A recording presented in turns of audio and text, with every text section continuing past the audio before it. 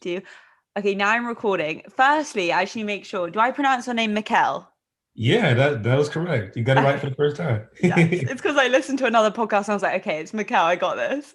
I appreciate it. Almost nobody gets it right the first time, so I'm already really impressed. Thank you, I needed that. So yeah, firstly, how are you? I'm good. I'm good. I'm relaxed. It's a Saturday. I'm kind of enjoying the weekend. Okay, and what time is it there? It is 12 noon. Okay, not bad. So you've got the whole weekend ahead of you. You're feeling good, Hmm. good vibes. Yeah, definitely. Nice. So I am super excited to have you onto the podcast and so last minute. So thank you for joining me. Nah, thanks for reaching out. You were real sincere with your outreach and everything. It seems like a good concept for a show. So I Yeah. appreciate you. Thank you. So yeah, I'll give you a little bit more of a context because it might have seemed like super random me being like, I want to know about like your dating and like your love life. You're like, who is this girl? Um, but basically, so I have this series, part of the dating series, Hmm. and I want to. There are some people on Instagram whose pages I follow, or who people seem really and truly authentic, or who are doing things that are really inspiring, and you're inspiring a lot of people to kind of like take control of their life and do positive things with their life. And you come across as one of those people. You really do seem like that, and someone who's kind of being a bit of a trailblazer in your field as like a content creator. And I'll let you introduce yourself in a second. But so I kind of wanted to create some kind of a platform where people can listen to those people's relationship or love life to some extent, just because I Hmm. think it creates a a kind of personal insight into their life and into an aspect of people's lives, love and relationships that everyone is affected by to some extent. Hmm. Um, and so, yeah, I thought it would be awesome to have you on. And I guess in a sense, I would love for you to introduce yourself before we get into all of that kind of stuff. Sure. Well, again, thanks for having me, Molly. My name is Michelle Clark. I am a writer, a content creator, and a strategist.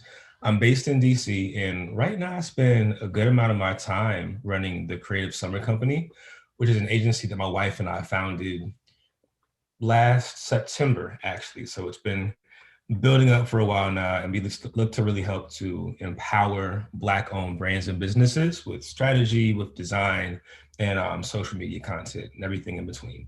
Um, Besides that, I love to read, watch basketball. I love my home workouts right now. I'm staying outside from COVID and everything else, but yeah, those are the biggest things about me. Nice. And so you're married right now, Mhm. right? Yep. Yes, right now, forever. And how did you meet your wife? And by the way, your Instagrams of her and you two, you guys look beautiful and like so happy. So yeah. Thank you. Thank you. I met Dwanisha actually through mutual friends. And before we met, we actually DM'd a few times and just struck up random conversations. Okay. And at the time, I was a social media coach, like first and foremost. And I would ask my audience like different questions, like, what should I write about next? Mhm. And she actually messaged me and said, you should write about Jay-Z's 444 album, which is like it's probably his most vulnerable album to date. And she said, you should write about this album as being a case study for brand maturation. And it was just a really interesting insight. And it kind of like sparked a lot more conversations. We clicked really naturally, just kind of talking back and forth. And I saw that she lived in Connecticut, Mhm. which is like probably 4 or 5 hours away at least. Mhm. But she was coming to DC for like this event for work. And I'm like, oh, so we should can we grab dinner? And we hit it off. No way. And Yeah. so you kind of she messaged you on Instagram, you DM'd for a while. How long Hmm. roughly were you guys like DMing for? Um, it was about a week probably because she was traveling a lot. So it was pretty quick when she was down my way. Okay. And then you met. Were you nervous before meeting her? I wasn't nervous. I had been single and mingling and kind of doing whatever for a few years now. So I'm like, Yeah. oh, this could be cool. And And there was no extra thing attached to it. and was it one of those things that when you met, were you like, did you guys get on straight away, or did it take a while to kind of like? Now we clicked really quickly.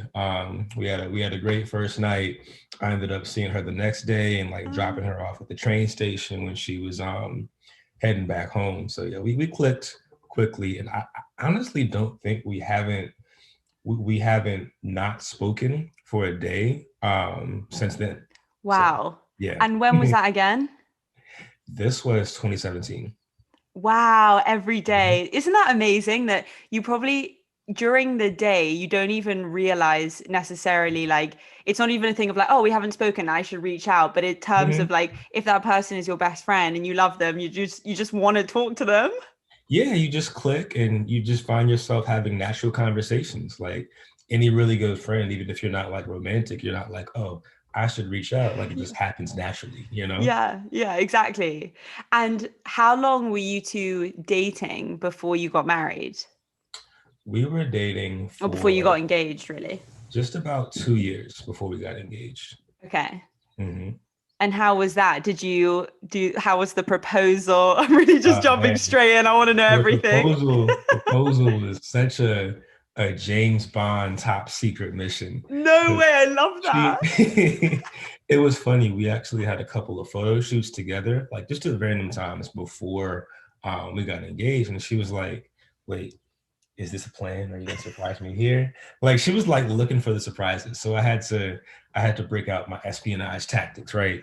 And basically, I brought in her mom, I brought in her best friend, and my family, of course. So we ended up getting engaged the day after Thanksgiving Oh, in 2019, which feels like 25 years ago now. yeah. Um, yeah, Literally but a whole other life. literally a whole other life. So it was the day after Thanksgiving, and we were down at my parents' house, which meant her hair was done, her nails were done. You know, she wasn't dressing down. Like Yeah, everything that she'd want to be true about the pictures was already in place. yeah. And I had family to run distractions. Oh, So amazing. yeah, so I had my mom. I think she told Dwanisha the day of Thanksgiving, like, yeah, I want you to run to this cafe called Secret Garden Cafe that Okay. we all love. And I just need some cheesecake. And can you and Mikhail go and I'll buy y'all lunch and all these things. Um, and at one point, I think the whole family was going to go. So my grandma faked sick the morning of and just, creates more chaos. And the funniest part is my parents even like they got dressed to stay at home and just like make it more convincing. You know what I Oh, mean? really? Yeah, my dad like put on the shirt that he wore when I think when he met D, my girlfriend at the time, Yeah. and it was like this whole thing. So we drive in, and I'm driving. I'm also coordinating with my friend Kenny, the Okay. photographer, and I'm telling like I had her best friend call her to distract her while Hmm. I'm coordinating with Kenny, and also her mom. So we're like driving, parking. We walk into this shop to wait for Kenny to come down so we can like capture the moment. Yeah. And she finally gets off the phone with her mother for like the second time. She's like, I don't know what's going on. I don't know why these things are happening. And she sees Kenny and she realizes and she's just like, oh, and Kenny's like, oh, it's happening. And by then, like, I'm on one knee, and I actually before I could say what I was trying to say because I was getting emotional at that point, Yeah. um, I had to like stand up and kind of like stabilize her because I wasn't sure if she was gonna faint or No just she was way. looking very very surprised. Yeah. Um, by this point, it's Black Friday. People are out and about. They're like, oh my God, they're getting engaged. Oh my God. Uh, That would be me. yeah, Like, we need to take a photo. This is so sweet. right. So yeah, then I actually asked the question. She said yes. And people were like congratulating us. And this one woman, like, I have this picture still in my phone of her like seeing the diamond and being like, oh my goodness, just like I guess she didn't think it'd be a real diamond or something Yeah. like that. But Yeah.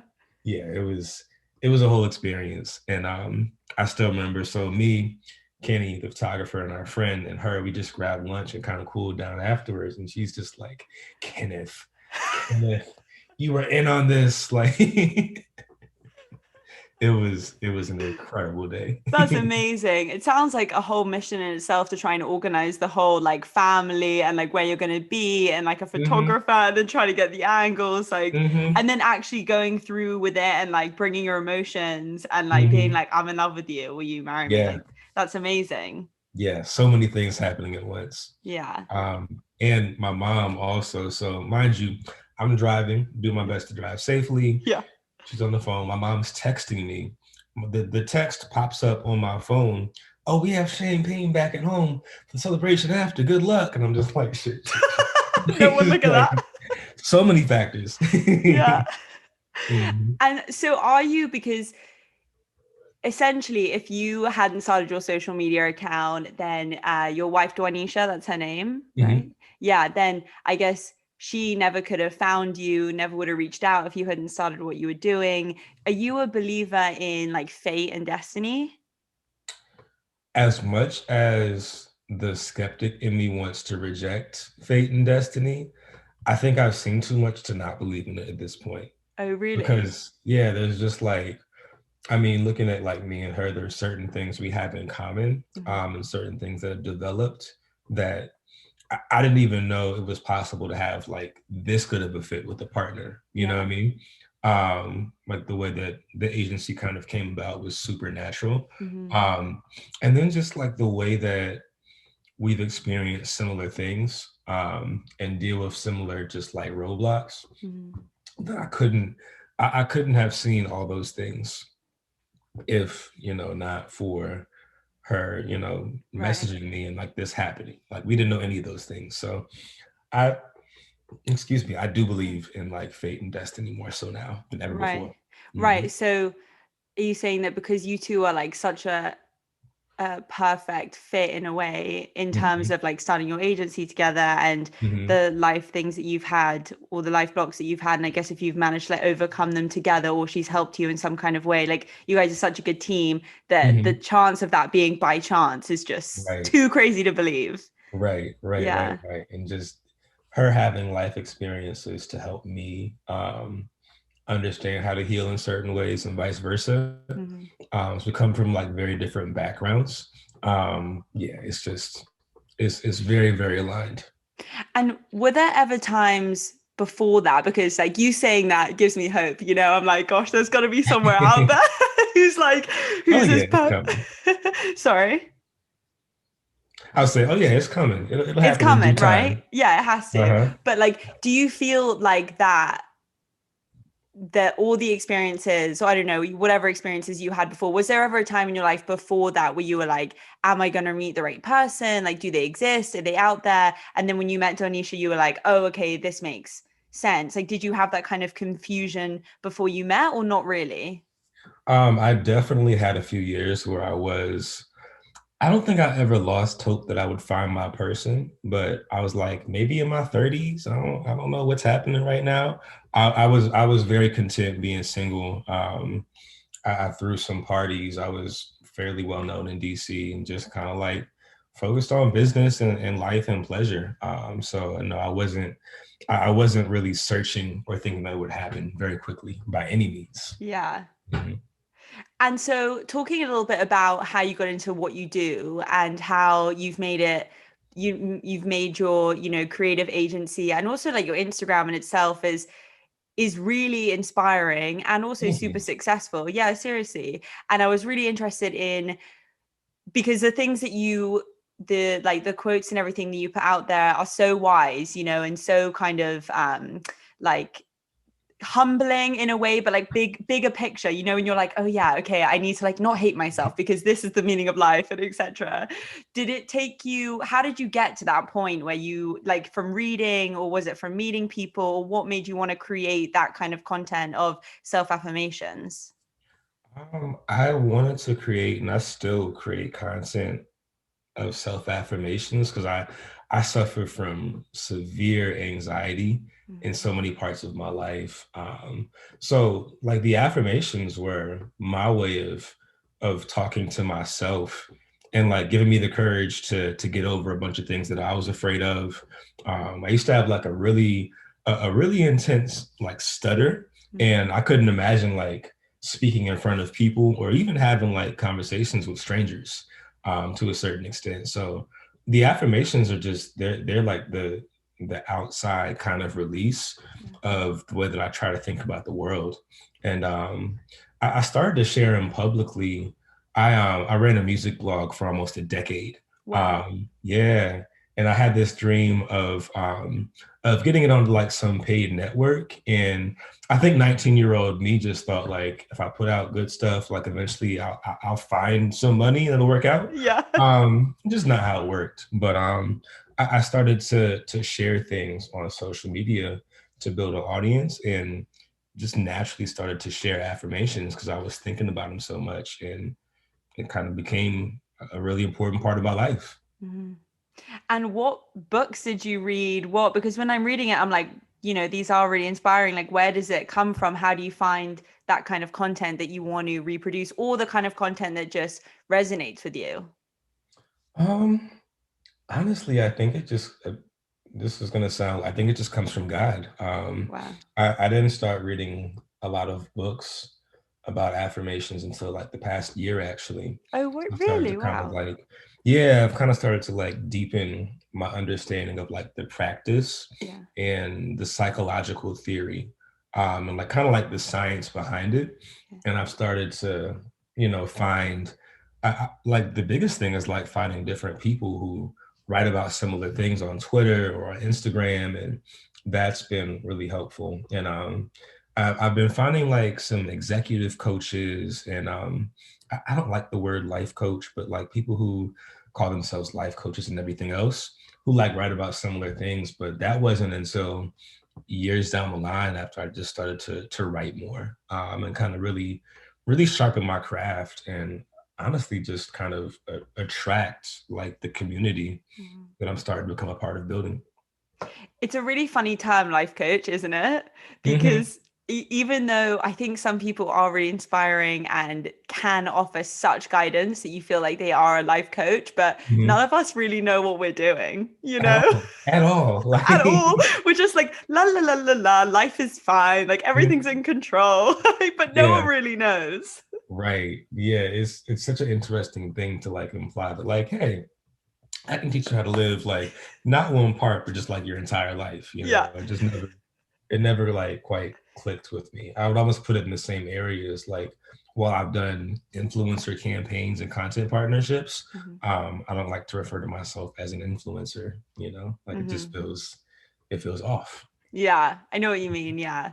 And do you think that the content that you've been putting out since you started, because if you started it in a way that was kind of to help you with your anxiety, or like kind of affirmations that gave you some guidance, do you feel like your anxiety has I don't really know what the right language is to use, become like less, or you maybe know how to deal with it more because of that kind of like positive mental thinking, or thinking at it from a different angle?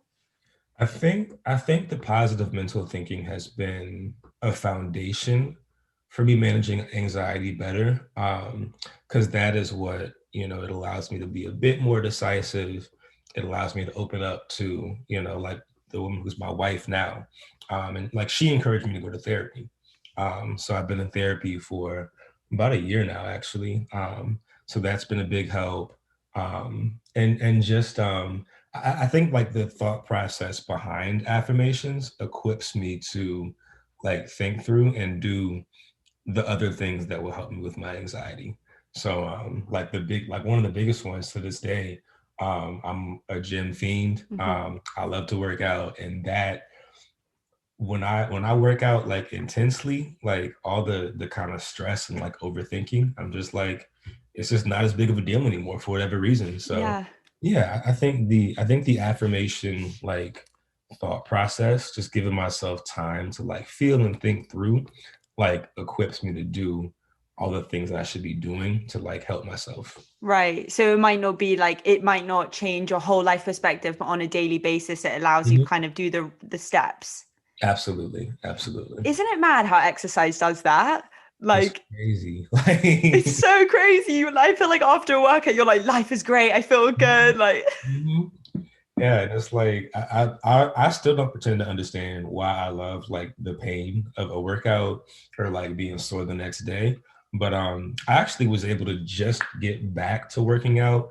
I'll do like a combination of like calisthenics and like bodybuilding and like hit at the end. Mhm. Um, but I couldn't work out for like 6 months because I had like some chronic like neck and back pain.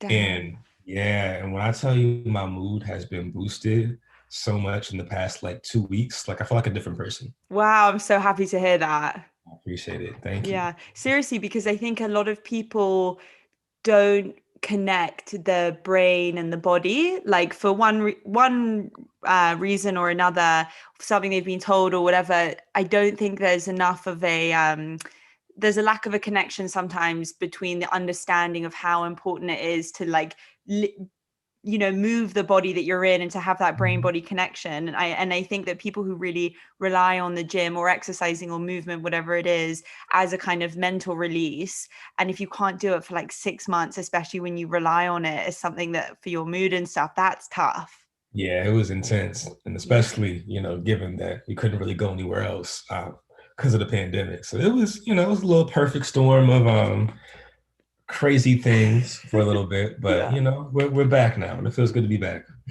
I'm really intrigued with the therapy. So you said that you started it a year ago. Mhm. And what made you, because obviously, your wife encouraged you to start. What was your perspective or your thought process about therapy before you started? Before I started, to be honest, it was like it sounds great, but I don't have healthcare. Yeah, fair. So, Yeah. it's really expensive over here. So I ended up, I have been self-employed for about 3 years. And around when I got a job, I had a job again for like about a year, Mhm. doing social media for a museum. And around then, I think I was trying to navigate so many different things between like my relationship, like some family stuff, and then just like the stress of being back in the workplace. Yeah. And I just knew it was time. Did my research and found somebody, with some good encouragement from her as well. So yeah. So it was a practical thing. It wasn't so much it's not like you thought negatively about therapy in any No, way. Yeah. no.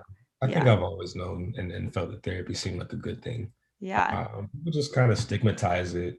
I think Yeah. men tend to stigmatize it more Yeah.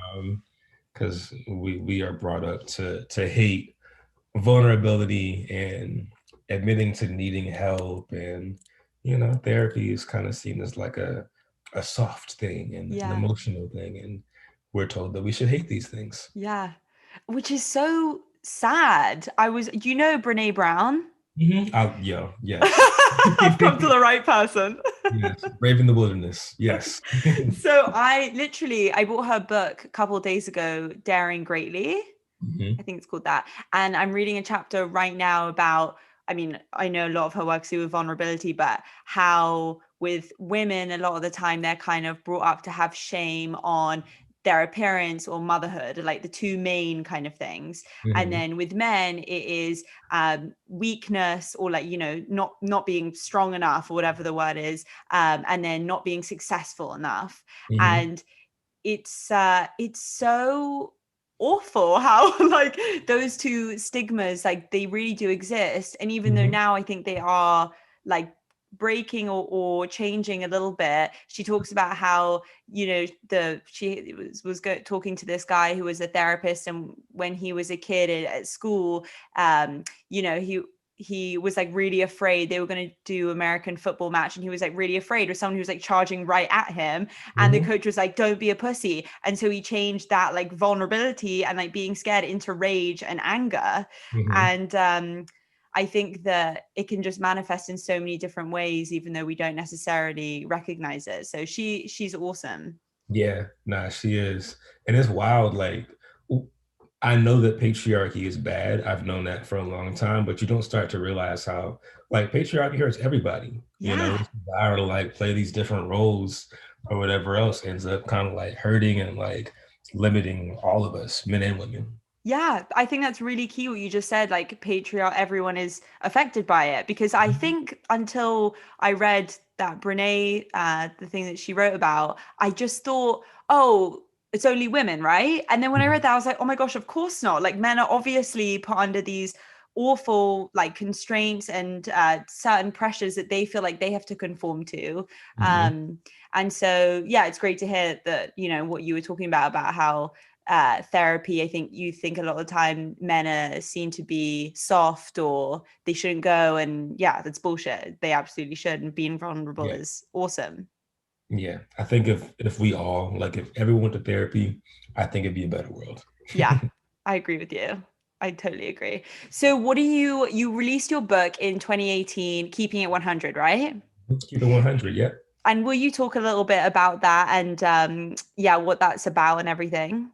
Yeah. So keep it 100. I actually didn't plan this, I promise. I actually have like copies that I'm like giving to Eh. high school in a few days. But it is my sarcastic, short form take on daily affirmations. And it was earlier when I was like figuring out that I wanted to write about affirmations more frequently. So it's very like concise and just simple things that I believe in that I think can help people push through a tough morning, like a long night, or just a time when you feel like pessimistic. And I've I've I really don't believe in like empty cliche affirmations. Like somebody just saying like, oh, when something terrible happens, well, it's gonna be okay and better days will come. Yeah. Like, yeah, but I'm mad right now. Like I'm sad right now. Like I don't believe you. So it was a pushback against that, and what I find to be just like some pretty realistic, like conversational. I think my jokes are funny. But also, like, humorous affirmations. So I took 100 different affirmations, some of which I actually had already written and put on Twitter or elsewhere, and people like resonated with those, and some that I wrote myself. But 100 affirmations, and I wrote 100 additional words to kind of like add to each little conversation. And then of course, like when I say keep it 100, I mean like keep it authentic, like be 100% true to who you are. So yeah, it's my first published book, more soon to come. Nice, exciting. And Yeah. on that topic of what you just said of trying to keep it authentic, I wanted to ask you one of my I was looking at some of the self affirmations that you have. Let me pull up one of them if I can. Um Okay, so yeah, I love obviously some of them, and one of them, choose to love yourself today and every day. Mhm. And I wanted that was kind of like a sub, like phrase or self affirmation of a few of them that you had. And I wanted to ask you because I struggle when I think about the term loving yourself and what that means. And I wanted to know, what does love yourself mean to you? Do you think? Man, I think the biggest thing about loving yourself is to understand that the way that you treat yourself determines how much capacity you have to do anything else in this world. Like if we didn't get up and do like basic hygiene, take care of ourselves, and have some food right now, we wouldn't be able to talk on this podcast right now. Yeah. The way that we treat ourselves on a daily basis um, not only helps us to feel better, but helps us to contribute to the world in like every way. So I'm a big fan of like self-care in all its different facets, and really encouraging people to rethink like the nature of like being selfish and taking care of yourself, for everything from like rest to taking times off to setting boundaries, Mm-hmm. because I think a lot of us forget that if we don't take care of the things that we need and give ourselves some of the things that we like, they don't have to be like a bunch of things that we have to have or we'll die. We lose our capacity to show up with joy, Yeah. and with empathy and with kindness. So it's like understanding that when you love yourself, you're able to show up with more love in the world. So do you mean like selfish, but in a good way, like being selfish in terms of setting your boundaries and setting your space, and not selfish as in like, being selfish and only thinking about yourself, but like prioritizing your who you are and like protecting your energy within that. Mhm. Yeah. I think interesting thing about selfish is I've heard like different connotations of the word where it means like you think about yourself and you're self-centered, Mm. which can be bad if it's like you're strictly selfish. But yeah, I think like to be able to prioritize yourself and your needs, to be aware of your needs, and to be aware of just what has to be true for you to be the best and the nicest version of yourself.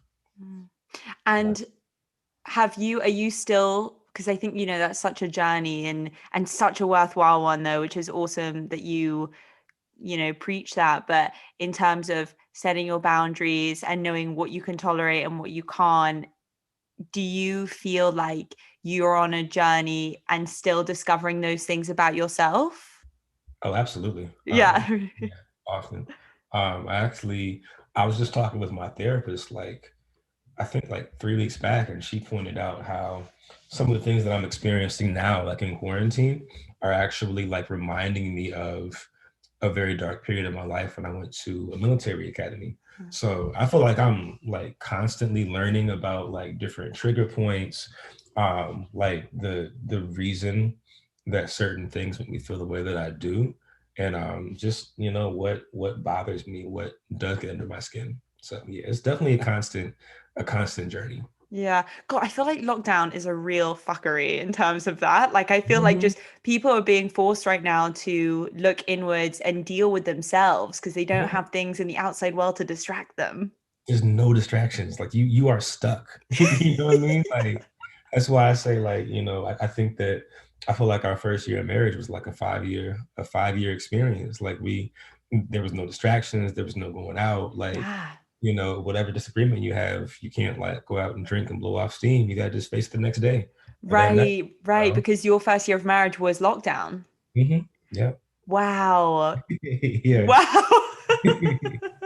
It's funny, I was talking to my mum about it today because I was like, you know, I feel like here I am thinking, oh, lockdown's so difficult. I'm single. But then it's like, but people who are in relationships are finding it really difficult. People who have just got married are finding it really difficult. Everybody is going through their own experience Mhm. of this. And it's hard, you know, Yeah. on loads of people. Absolutely. Yeah, I think it's hard for everybody. And I think now is like a time where we're like everything is magnified. So we have less conversations where you're like, "Oh, I'm single, this is hard. Yeah. I'm married and this is hard." So it's probably harder for us to even think about somebody's perspective because I mean, I see one person Yeah. who's not wearing a mask every day. That's it. Yeah. You Yeah. know? Yeah, it's definitely harder to not get siloed in sometimes, I feel like. And did you two have to kind of come? Because I imagine you're obviously a creative person, Mhm. and I would imagine that if I was living in that kind of space, you would have to have not like a process, but how do you blow off steam? How do you, I mean, maybe you don't need to, but like maybe you do. And how do you do that? Do you have ways now that you've learned since the beginning of COVID and lockdown that like, okay, this is how I'm gonna have my me time or Mhm. Yeah, I mean, I think a big part of it is just having my gym time. Like if I have that, 3 out of 4 days, I'm normally pretty good to go. Mm. I think meditation is like kind of the inverse of blowing off steam, but it helps me too because it forces me to like just refocus my thoughts and be able just to let go of things more. So maybe it's more like at this point, like being able to let go more quickly than like I guess to blow off steam per se. Yeah. Meditation is such a thing in my mind right now. It's one of those things that every successful person does it. Everyone tells you to do it. I've obviously got the time and I know it's good for me. Like it's one of those things like exercise. I'm like, I know that's good for me, but like, why don't I just do it, you know? Mhm. And I would love to know how you got into that, how long you've been doing that for, and how it's helped you. Yeah, I got into meditation probably a year before I started going to therapy. Okay. So probably like late 2017, early 2018, somewhere in there. I saw a friend who was just raving about how much more clear his thoughts felt, how much better he was able to control his emotions, and just how much better it seemed to be helping him mentally. And I was like, I need that. Like I'm stressed. At the time I was self-employed. And there are so many ups and downs that come with that, along with just my personal insecurities and things that stress me out. So I they we ended up using he had ordered this band. It's called a Muse headband, and it allows you to measure like how active your brain is or how still your body is. Yeah, Wow. it's pretty cool. Or even if like your heartbeat slows down. So like that helped me to get interested Okay. and to kind of be engaged because I got like the real-time feedback. Hmm. It's almost like, like when you work out, you see like, oh, I can lift, I can bench this much this week. Yeah. So you could like see your progress. So like that headband and a group chat of just people who like know each other and are also meditating, it helped me like be accountable Hmm. and like really lock in for that first year. And there are days that I miss now, but I understand what it is. And I know that I can like dive back in and I feel comfortable doing that. So And yeah. was it a struggle? Like even with the headband, was it tough? Like the first time you kind of sat down to be like, okay, I'm gonna meditate. And like what did that look like? Was it like I'm gonna do it for 10 minutes? Yeah, I'd say it's still tough, and I'm 2 or 3 years in now. I started, I would just do like 5 minutes. I, excuse me. I know what helps if you want to start to meditate for longer is, if you can only do 2 minutes, do that, but do it like 3 or 4 times per day. Hmm. And then try to like bump it up to like 3 or 5 minutes. Hmm. And to also, I think the thing I have to always remember about meditation is that it's not, the goal is not to be perfect because you can't be perfect. The goal is to allow yourself to be what you are Hmm. and to still push yourself back towards that space of calm no matter what. So I can meditate for like half an hour today. Let's say I get distracted like 10 times. That's fine. I'm just going to ease myself back in to focusing on my breath, not letting my thoughts, bother me, Hmm.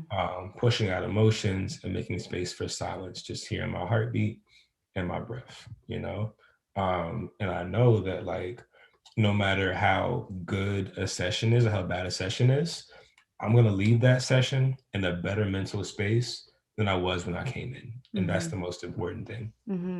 That sounds a little bit like exercise. Like even Yeah. if you're like, I don't want to do it, I Mhm. always think to myself, I will leave this, even if I do only like 5 burpees or whatever, I'm gonna feel Mhm. better after doing that than not. Yep, exactly. And even when you work out and you get in some reps on a bad day, Yeah. the reps still help. It still adds up. You can still do some things. So Yeah. yeah. Yeah. And with where do you with self affirmations, obviously you create the content, you post about them on Instagram, and you've also got your creative digital agency. Is there a way that you feel like you can digest them in the best way? I know it sounds weird, but like, do you say them when you wake up in the morning? Do you think about them when you meditate? Do you feel like you need to do that, or is creating it enough for you to kind of like put you on the right mental path for that day? So I think that I've been writing them pretty consistently. I've actually been so I set aside time every Saturday actually, and I just write affirmations for the next week. Hmm. Um, I think I've written it so much that it's become a part of my thought process. Right. Where like a situation happens, it's almost similar to meditation. Um, in the same way that like if I get upset, I can focus on my breath and just kind of like just let go. If I'm not meditating, I Yeah. still have a meditative practice. I think that I still have like an affirmation based practice Uh-huh. when I'm not like actively writing them or thinking about them. Um, so like if I'm scared or whatever else, if I'm nervous, like I'm talking to Molly Tesh today, she's a big deal. I would be nervous for this podcast. She has the Yeah. cool mic and everything. I can be like, yeah, that's true. But also, I literally just have to express myself, talk about who I am, talk about what I know, Hmm. and let the conversation flow. Hmm. I think it starts to become part of your life, Hmm. and less about like writing them and saying them intentionally every morning, which Right. I think can be good for some people, Mhm. but it's not the only way.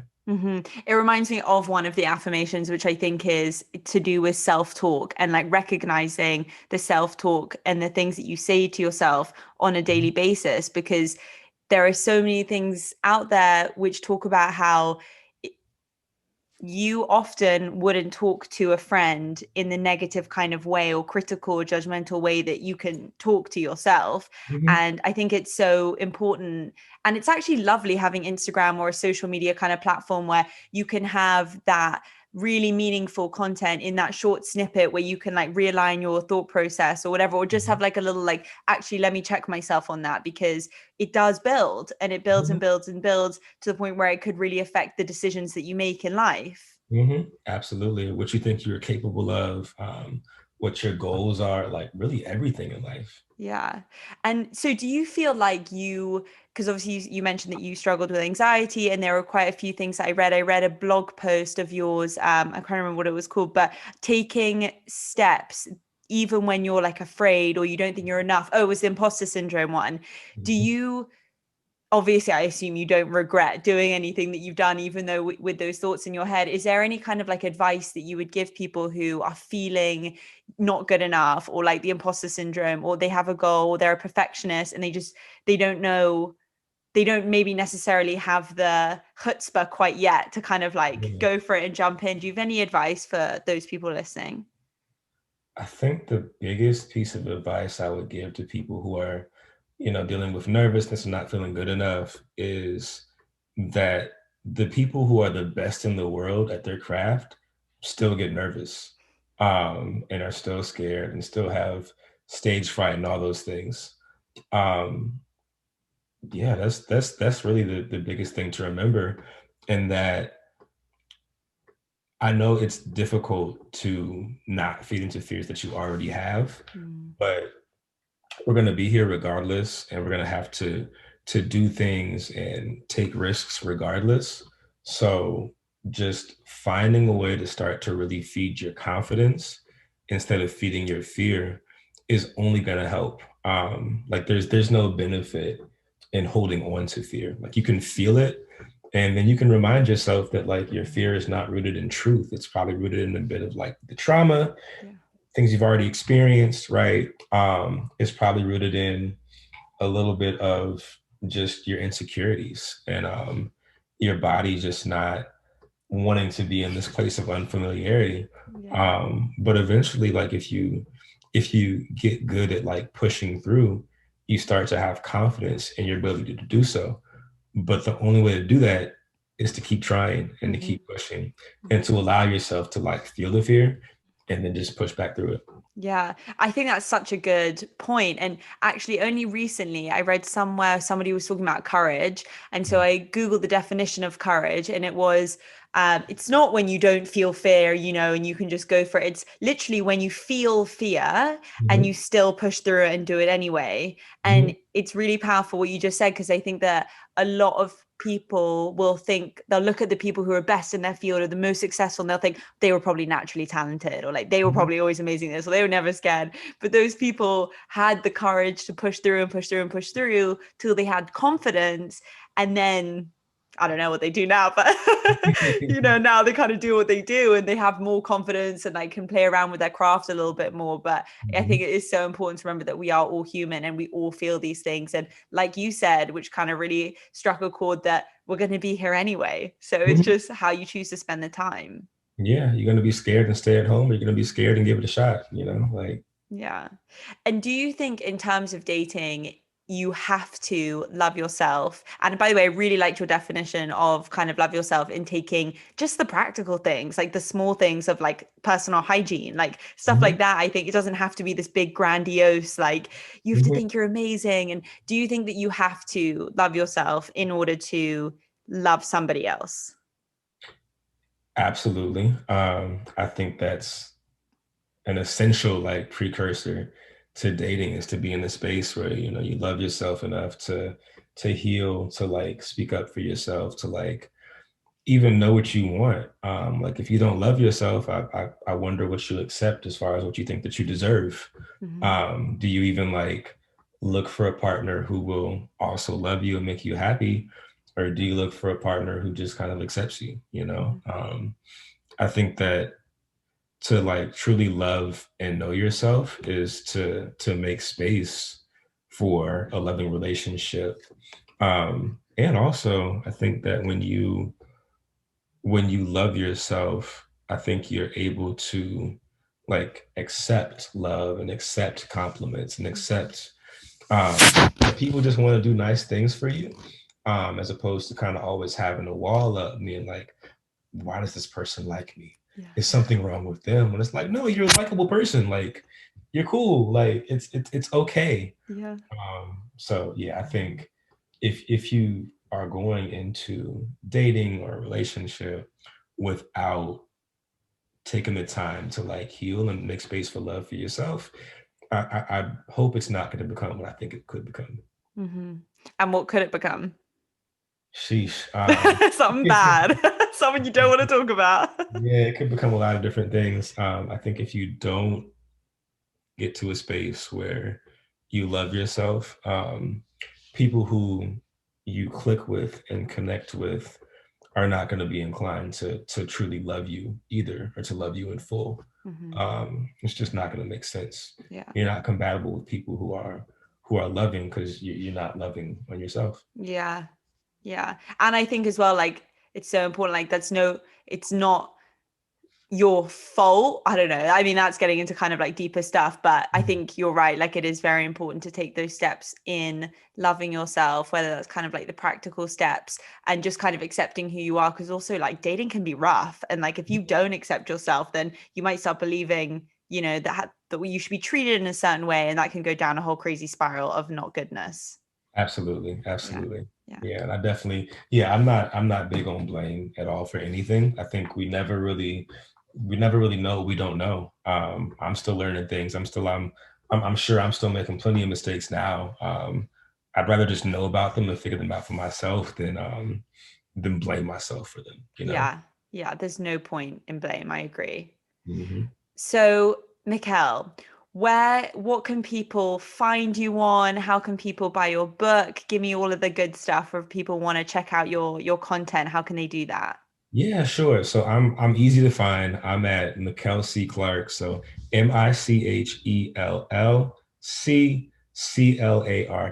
on pretty much every social media platform. I'm even on TikTok now. I'm leaving TikTok, but I'm on TikTok too.